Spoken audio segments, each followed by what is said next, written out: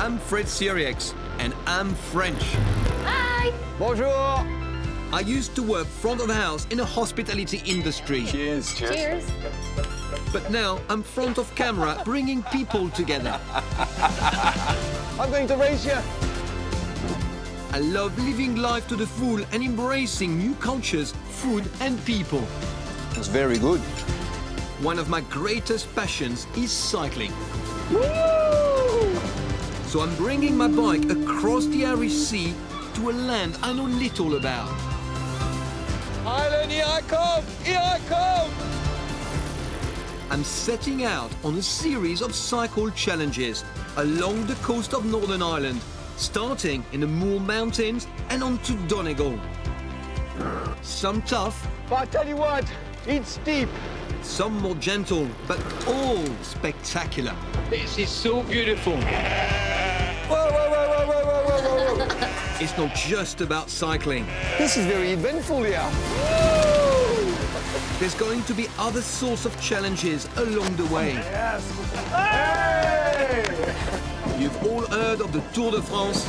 This is insane, insane. This is Tour de Fred.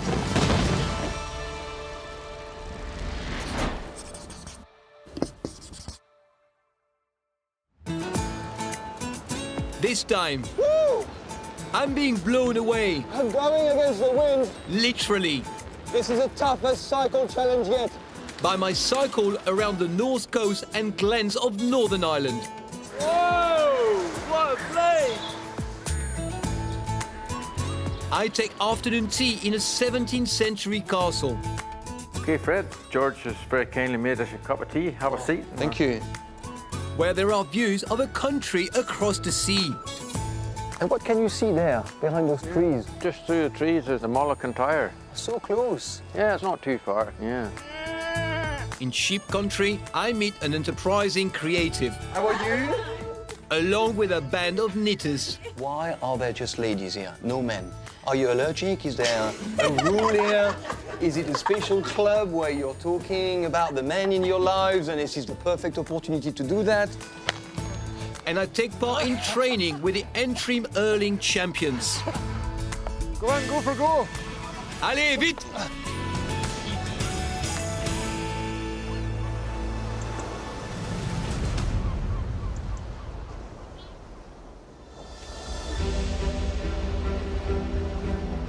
Cycling along the north coast of Northern Ireland, otherwise known as the Causeway Coast, is an exhilarating experience. I could have a house just there, facing the sea. Absorbing stunning views of the Irish Sea facing Scotland and round to the Atlantic Ocean.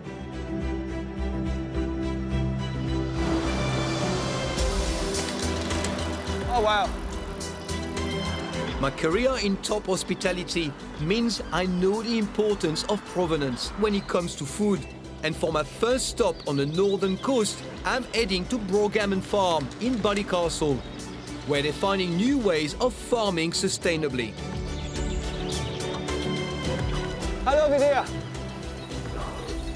Right in the middle of nature. This farm is building quite a reputation for their veal and goat meat, and I'm meeting the farmers behind this ethical enterprise. Hey, Hi. Hi. How you doing? Not too bad. Good. How are you getting on? Yeah, very good. I'm Charlie. I'm Fred. I'm Becky. Hey, nice to meet you Welcome to the guys. farm. Thank you. So we're not going to waste any time. The goats need fed. Do you want to come give us a hand? Okay, let's Yeah. go. Good man. Brilliant. Becky and Charlie believe in a sustainable food chain. And so when they realized that the majority of male kid goats born to the dairy industry were being put down at birth, they decided to take those males and rear them for their kid goat meat. Okay, so these are our beautiful billy goats. If you want to feed them, this is Sure. some haylage Okay. from our fields. How did you guys get started with the farm? Charlie's parents had bought this farm to retire on, basically, and to live the good life. And Charlie had just finished university and was looking for a job, and ended up thinking, right, I'm going to farm here instead. And we actually started with a caravan, and we had the billy goats in a caravan, and we're just rearing them by hand. So why did you start with the goats? So basically, the reason we went with the goats was because they were all the males that were born onto dairy farms. Right. And they were all basically euthanized at birth. And they're the byproduct of eating a goat's cheese. Right. So that's what we wanted to change and say, look, you can't put these boys down when they're such delicious Oh, products. of course, this is such a waste. It was deemed that there was no market for the meat. Really?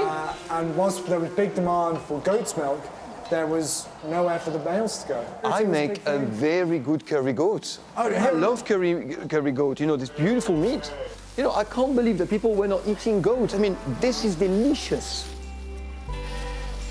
To produce good meat, these goats need plenty of protein too. All right, we only have one chance at this. We're going to judge you.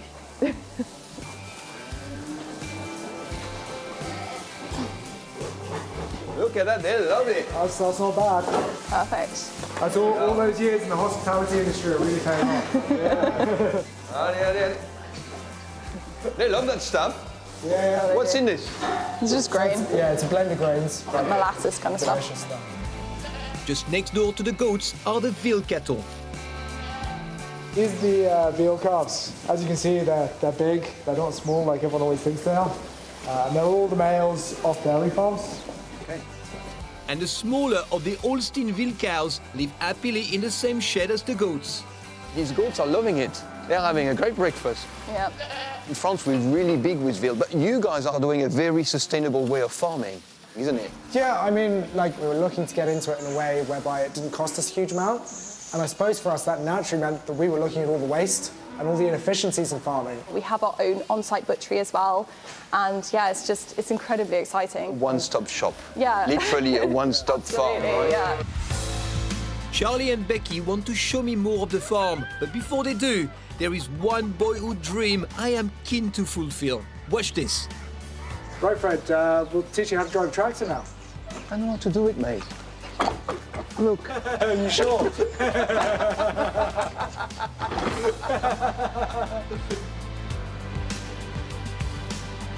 And there's more innovation in the garden, where the couple use regenerative farming methods. So you guys are regenerative farmers. What does this mean, actually? It's basically working with the land. So how does it work in practice? Well, for example, all these vegetables here that we're picking, we wouldn't have these growing so healthily if it wasn't for the pigs that were in this particular field beforehand. Right. And what they did is they basically fertilize the land naturally for us, and it creates healthy soil. So then our vegetables come up, they're using that natural nutrients from the pigs, and then also we will then eventually eat the pigs. So everything is used, everything is sort of like this beautiful More circular holistic, system. circular. Total symbiosis then. Absolutely, the aim. yeah. So the bit there where you've got pigs next year, presumably, then this is going to be the garden for you, where you're going to be growing the kelp. Yeah, Absolutely. absolutely. And you can see, like, the pigs have removed all of the grass, so that is There's like... nothing left. So we don't have to come in with pesticides or herbicides because they've removed the grass for us. Wow. Well, I have to say, your kale looks fantastic. Looks so healthy. I'm not a big fan of kale. Well, I'm I about to must tell say, you. maybe Well, we you'll can love make our a, kale. we'll make a combat of you. They have really impressive cabbage here. Oh, look at that. You know what I love? It's stuffed cabbage. Stuffed Yeah. cabbage, Yeah. that sounds delicious. You make a beautiful stuffing with some nice meat, some spices, a few vegetables, and then you steam it, and it's just delicious. Right, let's go. But Becky can't let me leave the garden without showing me her pride and joy. Right, I need to show you my amazing cauliflowers. Do that. Oh my God! Look at that cauliflower. Come here. Look at the size of this baby. Wow. I mean, this is calling for a cauliflower cheese. Oh, I know, they're Wow. so beautiful. They're massive. Just to think that there were pigs here last year, right? Yes. Pigs here, yeah. And they pooed everywhere. Yeah, And here is the result. I know. and that's the result. And Who this- is good for you? Exactly, and this is where like the animals and the vegetables are working in harmony. I mean, it's just so obvious. It seems like such the natural thing to do. I can't believe that more people don't do that. Both Charlie and I always wanted to farm sustainably and environmentally. But I mean, nowadays people want to know where their food comes from, and they want to make sure that they put healthy food inside their bodies. When you see a cauliflower like that, you know that it's going to be good for you. There's no question about it. Exactly that.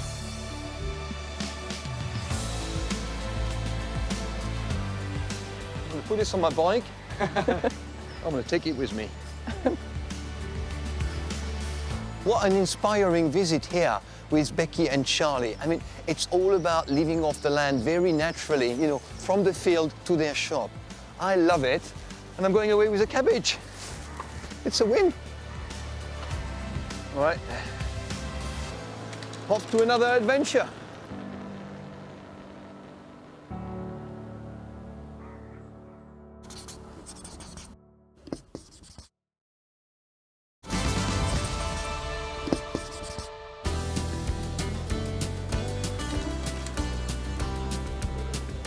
My cycle adventure on the north coast of Northern Ireland continues as I experience the glens of Antrim.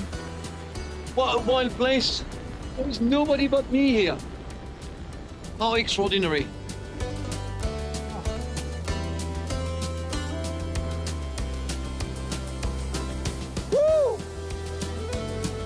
I'm pedaling to the small coastal village of Cushendal. Bonjour, how are you? And to get there, I'm lucky to be cycling through some dramatic countryside, including the Glendon Viaduct, known locally as the Big Bridge, which was built in the 1830s. Whoa! What a place! This is so beautiful! Oh! Smell the sea. Oh. To the sea! I've heard of Hurling, which originated in Ireland 3,000 years ago and is very popular here on the north coast. Sirieix. I've been invited to join in and try my hand at Hurling. Right, you fancy taking these boys on the game now? Sorry? You ready to take these boys on? Oh yeah, I'm a French international. But first, I need to find out a bit more about it. Neil, thank you very much for inviting me to play hurling, but I have to confess, I know nothing about the sport. I have no idea about its origin, how you play, the rules, nothing. You're in the right place. Cushendal here, we're nestled in the heart of the glens of Antrim. This area is synonymous with hurling. It's a warrior sport. It came from the local clans and tribes training for war, and it has manifested into one of the most poetic and beautiful games that you'll see anywhere in the world, played in very small parishes all around Ireland. Watching your guys playing now, it looks like a mix of different sports. Am I correct? Yes, there would be a lot of likenesses to lacrosse, cricket. There's a little bit of rugby in there too, because it's very physical. Are there any rules? There are. What, two? So as long as you don't really strike an opponent deliberately with the hurl, we try to let the game flowing really well. So it's not like football. If somebody falls and go, you know, you don't stop for 5 minutes, look at VAR and stuff like that. There's none of that in hurling. Okay, so, well, that's the overview. It's now time to get into the nitty-gritty of what these rules physically mean. So while you are trying to catch the ball, if I come and trying to tackle you, I can't do that? No, that's okay. That's okay, that's allowed. So it's like a rugby tackle, right? Body on body, you can't wrap. Right. We want full contact, chest to chest, shoulder to shoulder. All right. What about kicking? No kicking. No, it's just no kicking or tripping. So let's say, for example, now I'm trying to get this ball. Let me just get the, what do you call your? A hurl. So how am I going to protect myself? I would go like this? Yes, exactly. Just get your body between me and the ball. Right. We don't protect ourselves, we protect the ball. Exactly. Oh, and I'm not under pressure. And if I'm running with the ball, for example, what can you do? Can you just go like this between my legs? No, I have to try and knock it off your hurl. So if you're soloing the ball, yes, like that, and you can. So I could do that. You can come in and just flick it off. But I can run like this with this as long as I want. As long as you want, but you won't. I won't run too far. You won't get too far. So when you go and play a match, you know, you go to the next village and you go and play a match, is it like you're going to battle? Exactly. It's Saturday afternoon and you're going for a battle. Exactly that. It sounds like such a physical sport. Are there any injuries? I mean, do people lose their teeth? Yes, I have a few fake teeth in there myself. Like the ball itself can move at up to 100 miles an hour. I'm not playing goalkeeper, huh? Oh, look at that. He's got it, he's got it. I'm not sure. Let's go and see what I can do here. They may come from a small coastal village in the glens of Antrim, but this club are the county senior hurling champions, meaning they've got some serious players in their team.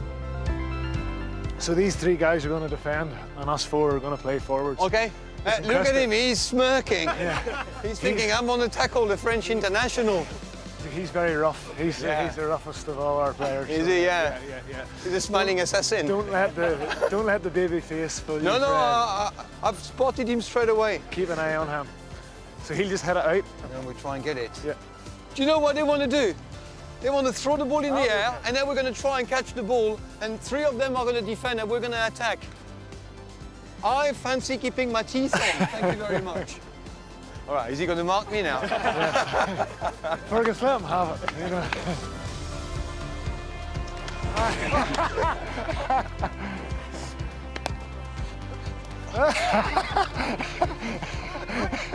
I can't, can I do that? No. Ah. Yes, there it is.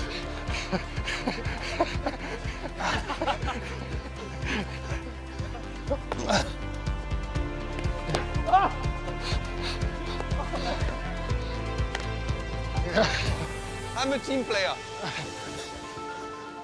Go on, go for goal. It's really tricky trying to learn all these new skills. Balancing the hurl, catching the ball and trying to score, all while being chased. That's me done. Oh. How did you find your first hurling experience, Fred? It's tough, it's so physical. You know, I'm out of breath. And you know, I was very aware of this. And your goalkeeper, man, he's fearless. He is. He's one of the best in the country. This isn't ice hockey. There's no padding. He's just there with his hurl. And his body. And his body. And putting his body on the line for the team. Wow. Before I go, I want to test this star goalkeeper with a couple of penalties. Let's see what he's got. Yes! Show off!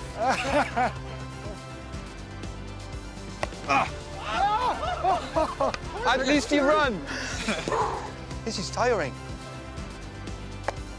Yes, good strike. Hey! Red, you're a natural. With dreams of being a champion, as the sun goes down, I'm back on the bike. Tomorrow, I'm heading to the village of Glenarm.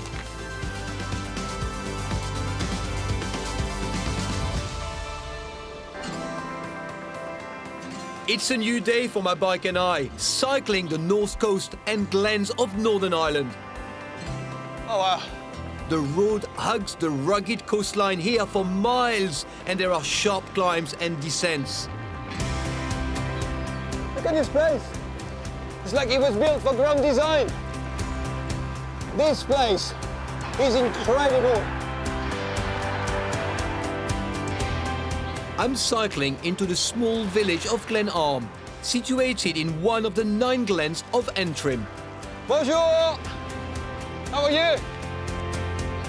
And sitting just off this coast road is Glenarm Castle, the home of the Earls of Antrim since the 17th century. Look at this place. My guide to Glenarm is the estate manager, Adrian. Adrian, Hello, Fred. how are you? I'm good. How are you? Very good, thank you very much. Welcome to Glenarm. Thank you for Did having you me. cycle the whole way up? Yeah, I did. Well, come on, have a Adrian has worked on this historic estate since he was a boy. It's a real pleasure to be here. Good. I mean, it must be really special for you to work and live here and to look after such a place with such an history. Yeah, well, I'm very fortunate. I came here when I was 4 years old. So I know nothing outside these 4 walls. There's a whole world out there I know nothing about. It's a mess Oh, my- outside these walls. It's a mess. So It's been stay all my here. life, haven't you? Yes, it's much nicer. Before we look around the 1,200-acre estate, I've parked up my bike for a look through the keyhole of this 17th century castle.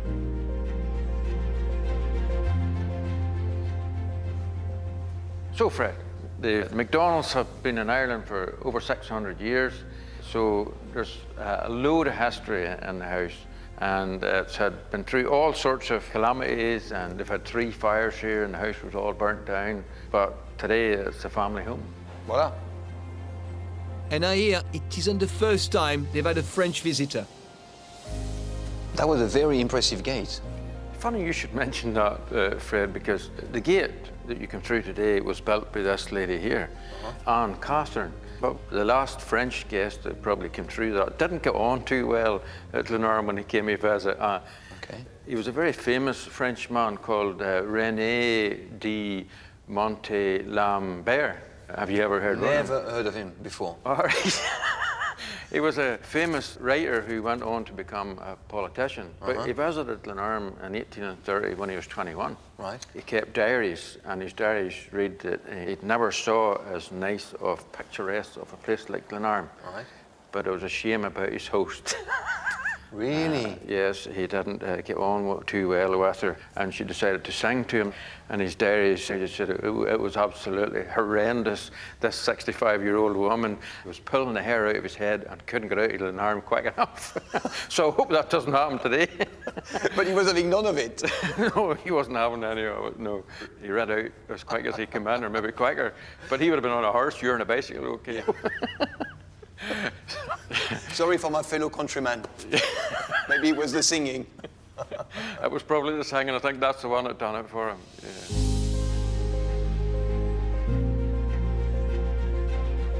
Glenarm Castle is bursting with family heirlooms and historic pieces, some of which come with a remarkable story. What's this, Adrian? This chest is actually from the Spanish Armada fleet. Right. A ship called the Girona, and they came up round the west coast of Ireland, and a big hurley of a storm blew up and wrecked the Girona onto the rocks at Dunluce Castle, where the family used to live. Okay. Men went down and they salvaged this box. Look at this. This is solid. Everything is made of metal. It's an amazing piece. Big key. It's a big key, yeah. Wow. What a lock. Oh, Do you need any help? It's a heavy box. But what's amazing about it is this 5-lever locking mechanism. This would have been made by Spanish gunsmith, just a hammer and a fire. Wow.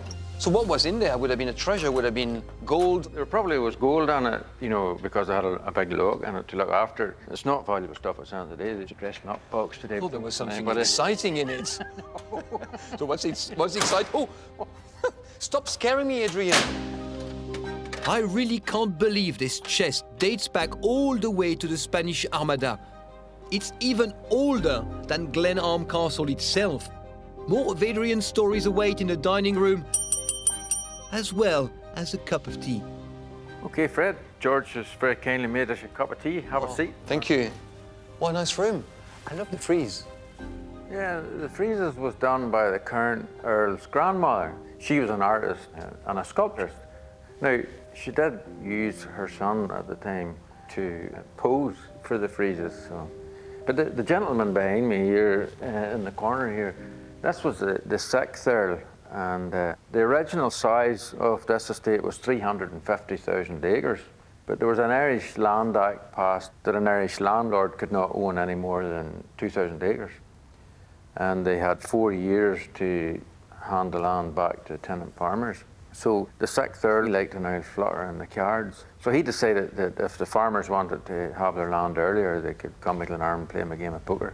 Did he do that? He did. And was he good at poker or was he bad? No, he hadn't been that great now, because I think he gambled away about 100,000 acres before he won a game. Anyway, it was going to be gone because of the law, right? Yeah, it was going anyway. So he might as well have a bit of fun before that. Yeah. The family's got a long, colourful history in Ireland. Whilst my garden is much more modest in size, as a keen gardener, I'm looking forward to exploring Glenarm's walled garden. Oh, this is so pretty. I love it here. This is really lovely, this. Yeah, and the leaves are a nice colour at this time of the year.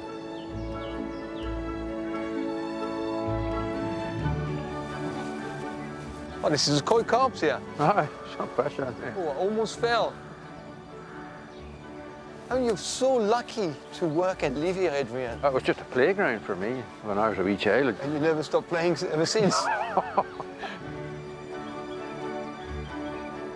The highest point in these grounds is the mound situated in the walled garden. I mean, look at this there. I mean, it looks like a postcard, doesn't it? It's a very pretty picture. Just incredible, isn't it? And there is a surprising store at the top of the hill. What's the story behind this wall garden, Adrian? This garden was 18th century, but there was a garden 100 years before that, closer to the sea, and the salt air was killing all the plants. So they built this new garden with a wall all the way around of it.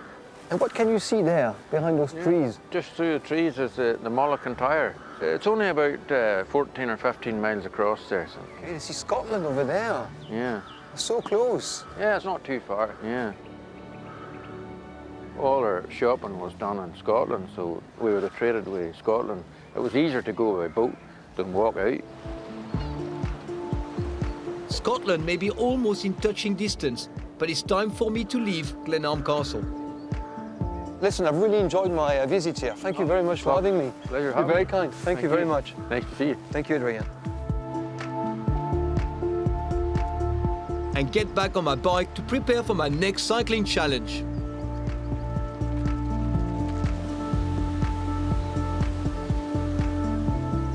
My cycle challenge today in the Glens of Antrim is going to be very special, but also very tough. I'm going to cycle from Glenarm village, which is one of the oldest villages in Ireland, to somewhere even older. It's called Cranny Falls. It's going to be a beautiful reward for my cycle. Wish me luck. Bye, Glenarm! And off to the Cranny Falls!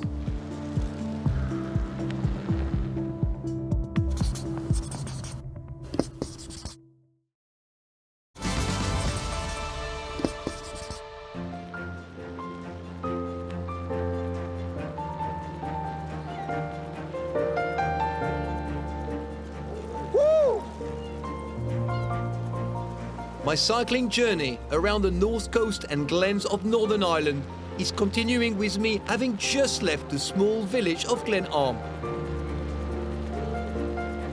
Cycling around Ireland is really making me feel like a French delicate little flower. The country is so rough and rugged, but I love it.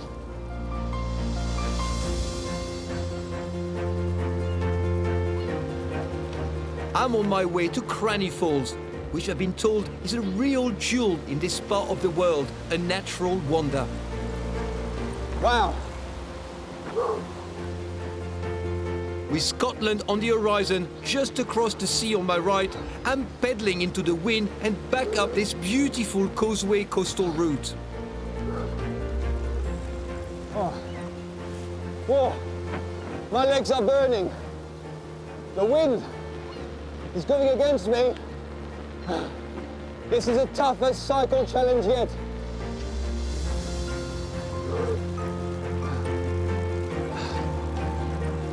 I've had all weather on this trip. I've had rain, wet and wetter. I've had snow, I've had wind, I've had sunshine. I've had it all. What a lucky man I am.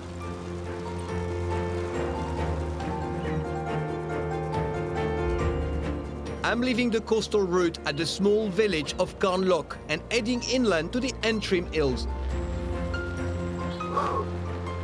Wow, look at this village. Oh, this is beautiful. It's a sharp uphill climb from the village to the hills. This is a high street. It's tiny. Okay, I've got my butt up the saddle now. As my mum would say, go on, Fred. Vas-y en danseuse, like a dancer. Woo! Ah. As I cycle even higher, Oh, wow. it goes without saying, the views just get better. Oh, my God. This is tough. This is no joke. Cranny Falls! Ah, I've made it to Cranny Falls. That was a tough cycle.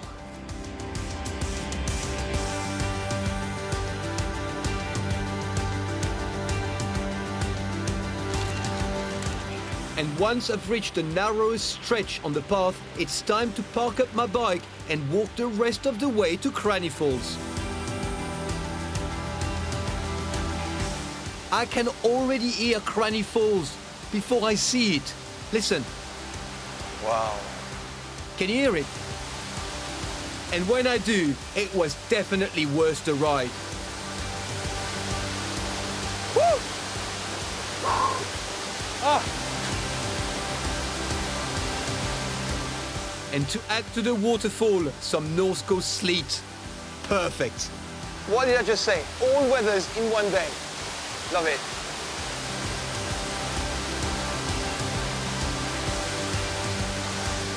But it doesn't spoil my enjoyment of this wonder of nature. Cranny Falls, you're beautiful! My cycle challenge is complete. I'm at Cranny Falls. I mean, if it wasn't for the slit, you could believe that you are in a tropical rainforest. Look at that. This is just so incredibly beautiful.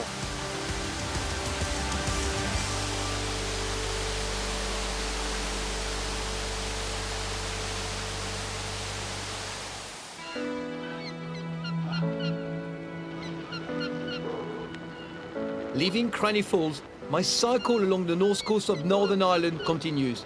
Apart from my heart rate, everything is pretty calm. Woo! And now I'm heading to the seaside town of Portrush. And situated on the coast, on the outskirts of the town, is the Royal Portrush Golf Club. Northern Ireland boasts a rich golfing history, and I'm looking forward to trying the sport for the very first time. The courses here are overlooked by the rugged landscape of the North Coast, which includes the ruins of the 13th century Dunluce Castle. Today's weather conditions may not be the best for a novice like me, but I'm in great hands with the club's head professional, Gary McNeil. How you doing, Gary? Hello. You all right? How are you doing? Yeah, very good, thank you. Very nice to see you, Fred. Nice to see you. You're very welcome. This is Royal Portrush Golf Club. Played golf before? Never, I'm a French working class boy, and where I come from, we play pétanque. Okay. So I'm really excited to play and to give it a go. Well, let's have a go. Yeah, Absolutely. thank you. Yeah. Gary has represented Ireland in golf and he has competed in the Open Championship himself. So there is no better person to give me a lesson. Can you show me how you do it? Yeah, of course. I just want to see if maybe if I watch you, maybe I'm going to be able to grasp your technique, Yeah, absolutely. Oh, wow. The weather doesn't seem to be cramping Gary's style. Yeah, just let me have a go. When you watch TV, the golfers, they make it look so easy, don't they? Oh zut alors! This is such a frustrating game, but fortunately Gary is a very kind and patient coach. Just a little bit there. That's good. That's it. Good for you. Keep watching the ball. Third time lucky?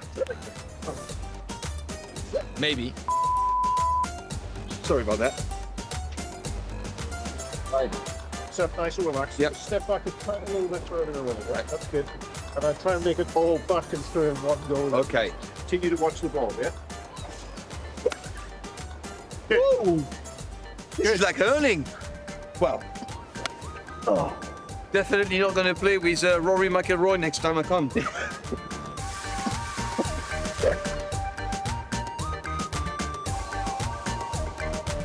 I'm going. Okay, this sport is definitely harder than it looks, even with a brilliant coach like Gary.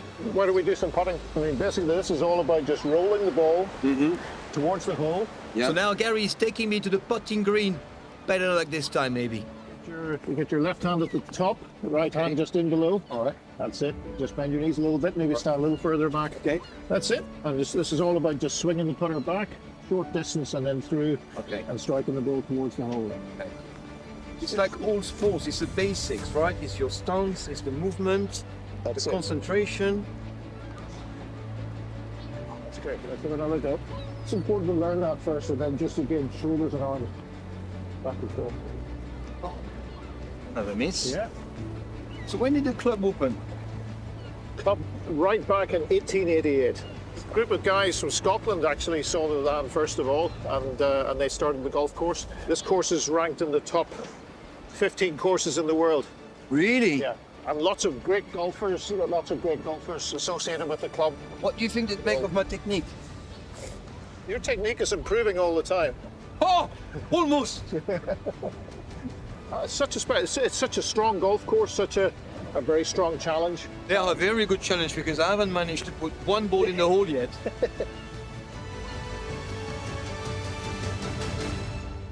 Yes. Yes. It's in. It's in.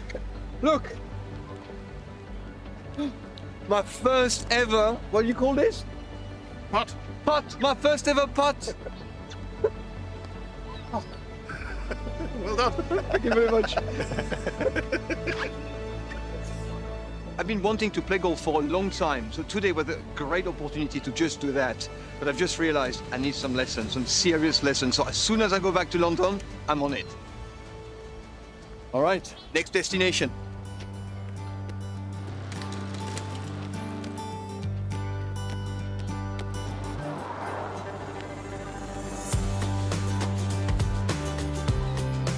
This is tough. Really, really tough. It's this wind. I'm going against the wind. It'll be worth it in the end.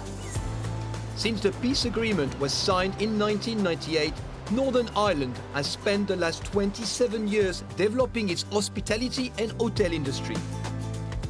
Dunluce Lodge is another step in that development as the first 5-star property on the North Coast. It's not quite complete, but I'm here to get a sneak peek of the hotel. Windy today, Isn't it? With General Manager Stephen Meldrum. First of all, can we swap your cycle helmet with a hard hat, please? No problem. Safety first. Yes, of course. What an incredible location for a hotel. Yeah, it's amazing, isn't it? It is. How do you actually begin to open a 5-star boutique hotel in Northern Ireland? Yeah, an awful lot of work has gone behind the scenes. It's been in the planning for a number of years, say about 4 or 5 years. So in total we'll have 65 full-time team members here on the property. And from the training, we've been setting up external training. So we have about 40 days worth of training before we will invite our first guests here to the hotel. This area is expecting visitors from all over the world for the 2025 Open Championship. Where are your customers going to come from? Well, international, obviously situated on the 4th fairway of Royal Portrush Golf Club. Obviously, we're going to get a lot of American golfers. Right. But outside of that, international guests from around the world. But locally as well, there's been a huge amount of interest from the island of Ireland as well on this property. Oh, well, can we go in? 100%, yeah, please. My decades of experience in the hospitality industry means I am extra curious about the scale and ambition of this project. So, Fred, this is the bar area, Right. and obviously out to the terrace, and then that view. Just look at that view, it's incredible. Wow. And I really admire Stephen's enthusiasm for what it offers. And then this is obviously the restaurants. The best thing for me is the fire. That's going to Yeah. bring so much warmth. Well, that's a sense of home, isn't it? A sense Yes. of belonging. Now, Yes. who's going to be in charge to stoke the fire? It'll probably end up being me, Fred. Is it? Well, Yeah, but that's because you like to put wood in the fire. yeah, I'll just be sitting You're beside like a the fire, little having boy. a little bushmills. That's what I'll be doing. It's okay. It'll be You're good. used to it. Yes. But you are I'm relishing, excited. I'm You are excited. relishing this challenge, Yeah, right? I'm really excited about it. I'm really passionate about it. I'm passionate about the area. Wow. Well, I wish you luck. Thank you very What much. an adventure. What an adventure. I know the excitement of opening a new place like this. There is nothing quite like it. No, I know. You know, it's like being a rock star on stage. I mean, I've never been a rock star, but I've opened properties like this, and I know the feeling is just incredible. Good luck. Thank you, Fred. Thank you very much for visiting. See you soon. Thank Take you. care. Good luck. Take Ciao. care.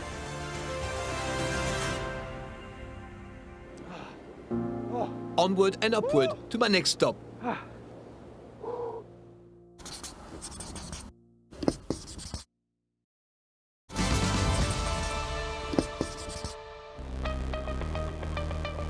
I'm nearing the end of my cycling adventure along the Northern Ireland coast.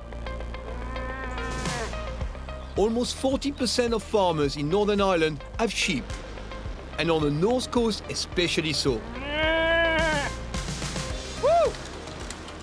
hands. I'm off to meet an enterprising and successful young designer who works with local wool.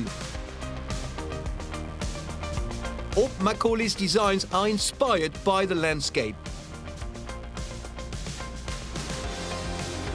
It's getting dark as I arrive to meet Hope and a talented group of knitters. Bonsoir, ladies. How are you? I'm right in the lion's den, aren't I? Lovely to meet you. Nice to meet you. Wow, this is incredible what you're doing. Oh, I really like that. Can I? Yeah, of course, try it on.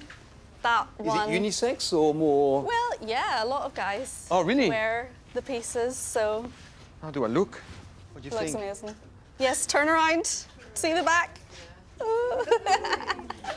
You've got the moves, Fred. You've got Yeah, the I like moves. it. Yeah, it's all knitted by hand. So How did you get into this? I graduated university in 2018. Right. And I just fell in love with chunky knits, and I did that in my graduate collection. Right. And then basically I came home and I decided I wanted to start a business in Northern Ireland, in my home in Northern Ireland, just because I love it here. I mean, but It all since took then off. your business has taken off. I mean, it's everywhere, isn't it? Yeah, we're stocked all over the world now, in Europe and Japan and America and everything. Hope's designs are made by a network of knitters across Northern Ireland. There is a lot of skill and patience required to make these woolly garments, and I want to try my hand at this traditional craft. What is this one now here? Yeah. Wow, I mean, this is... You have to be very patient, but you also have to be very focused, right? Because if you're not, if you miss, Yeah. and if you don't do it correctly, then, you know, Yeah, you'd miss a stitch. it's not... Yeah, that's right. You're doing really great. well, Fred. No, because I could feel some eyes behind me there, and I thought, I'm not doing it well. That's why I'm asking, okay. So how many people work with you now? We've got 20 knitters in Northern Ireland, and then we also have a team of 5 that work here in the studio. So there's 25 of us now. Everyone works from home, but we always come together and, have a little catch up and update with Talk each about other. all the goss and everything. So what's Yeah. the goss? What's happening? You've got stuff. No? No, very boring. No? With the knitters spread across Northern Ireland, there are a lot of logistics involved. My mum, Leslie, she drives the van all around Northern Ireland. She says she drives 400 miles every week. I mean, you must be so proud of her because, she's a local girl and there she is on the cover of Vogue, of Bazaar magazine, And when she was a little girl, how was she? I mean, was she into fashion? Did she have that creative imagination? Was it just pouring out of her like... I remember taking her to children's shops. She was about 6. The shop owner would have maybe brought clothes out and I would have said, no, just let Hope do it. Hope would have gone up and gone to the rail and just picked out clothes and then put them on. And she would have started from that age. She would Really? have styled herself. But also, she's got a business head on her as well, which I am really proud of too. Wow. So she has both that business head and creative head, which is really good. I mean, when I was a little boy, my mom got me knitting, like you're doing over there, yeah. Obviously I was doing a little scarf or something for my big gym or something like that, but I've never graduated to something like this. So everything is made by hand, there is only one of each, and that's it. Yeah, every single piece is so unique and So special. if I wanted this one, for example, this is already sold, No, somebody's got it already, it's gonna No, go you to... can still get this one, but every piece is sort of because it's handmade, every piece is ever so slightly different, so yeah. But what I find incredible is that you are here in Northern Ireland and you've got all these people who are working with you here. And so you've got the manpower who knows how to do it. So you're not in London or in Paris. Exactly. You are, on the North Coast. I know. Is it what inspires you? Yeah, definitely. That's what I'm so passionate about, is that, all my designs are handmade here in Northern Ireland, and I've got such a talented team here, and it's sort of bringing back the traditional craft. But I It's can quite see the stressful. twinkle in your eye. You really love what you do. This is not work for you. It's a passion. And it's Yeah. something that you just love doing, isn't it? Yeah, definitely.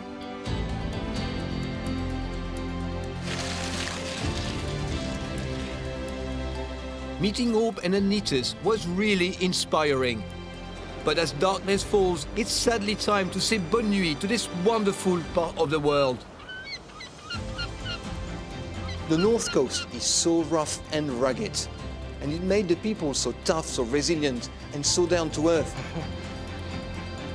Go on, go for goal. Hurling.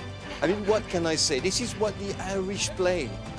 When I think about hurling, it brings a smile to my face because I think about what the French like to play. We play pétanque. You can't compare. Woo! The cycle challenge from Glenarm to Cranny Falls was fantastic. I mean, when I arrived at the falls, it was like I was in a tropical rainforest. Who knew?